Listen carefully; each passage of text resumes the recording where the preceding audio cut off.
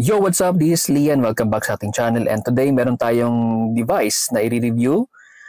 Isa na naman itong gadget na itatry natin sa ating sasakyan. Ito yung OBD2 Car Diagnostic Scanner. Hindi to sponsored. Again, binibili ko itong mga gadget na to, itong mga gamit na to para i-try natin and review. So, ano bang itsura nito? Ayan siya. Kung mo-connect ka to sa ating phone wirelessly, kailangan mo lang din mag-download ng app. Ito yung itsura niya, front, side, and Wi-Fi. Tapos yung likod niya. Then pwede ito sa Apple, Android, and Windows devices.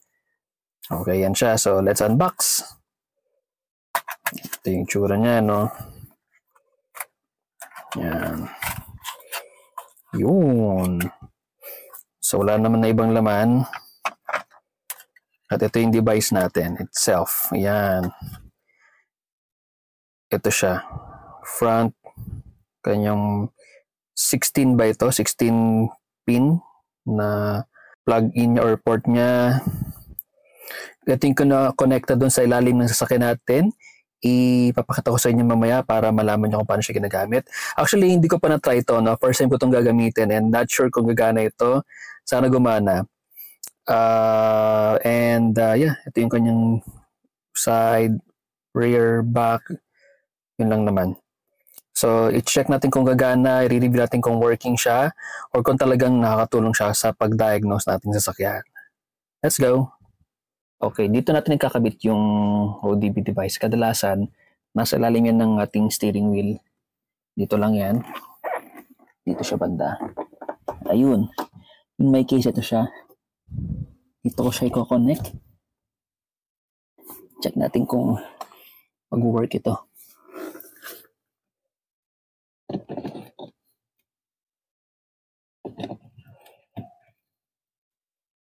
Yun. So, yun na siya nakakonekta. And ayan, may ilaw siya. Check natin kung connecta sa phone.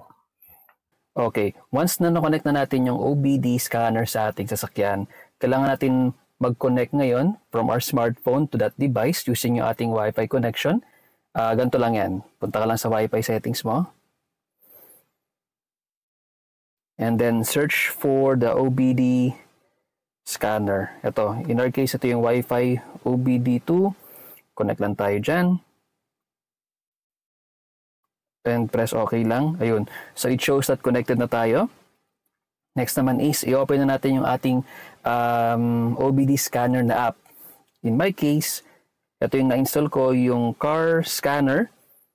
So, open natin yan. And nga pala, para makakonect tayo sa ating computer box or dun sa ating sasakyan, kailangan nating i-on yung ating sasakyan or start nating engine. Okay? In our case, i-on lang natin. And once naka-on na yung ating sasakyan, i-click na natin yung connect.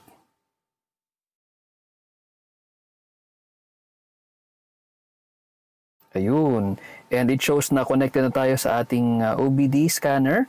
So at this point, pwede na tayong mag-run ng ating scan. Click lang natin yung diagnostic trouble codes.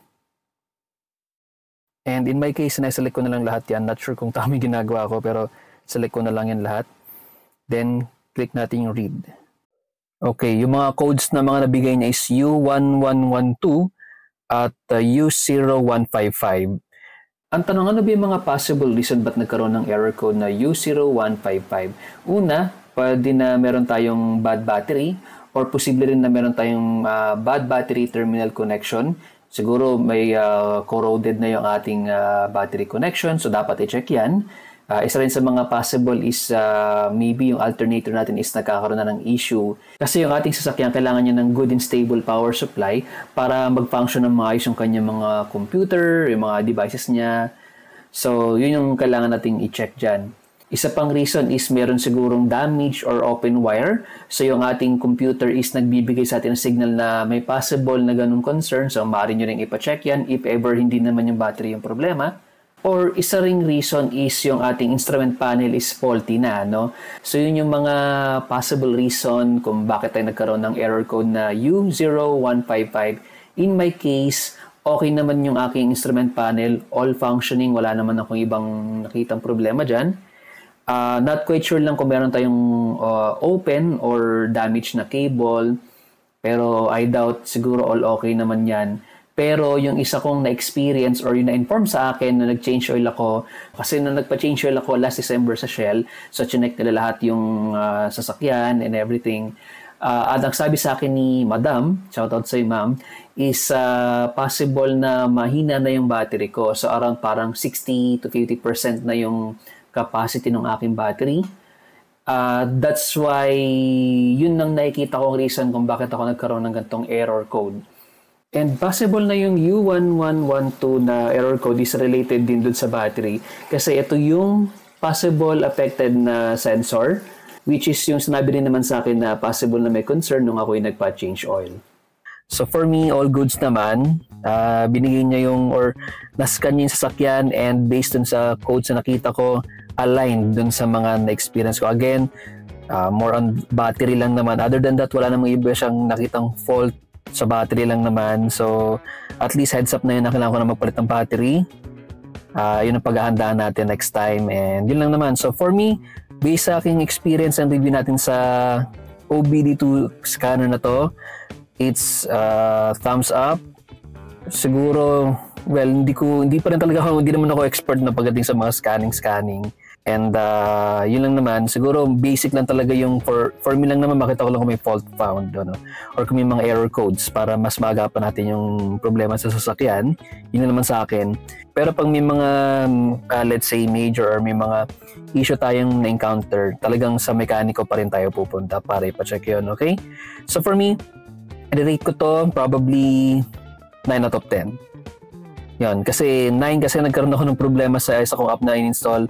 Naghanap ako ng app na mag-work sa kanya.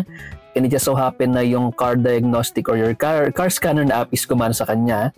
Kaya medyo doon napalatag ako at natuwa ako. Yun lang naman, share ko lang sa inyo yung mga bumili nito. Siguro baka makatulong din sa inyo na meron siyang compatibility when it comes sa mga app.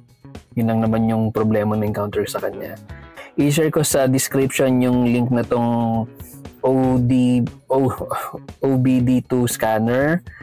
Yan, sa mga gustong bumili, try ninyo. Again, hindi tayo sponsored.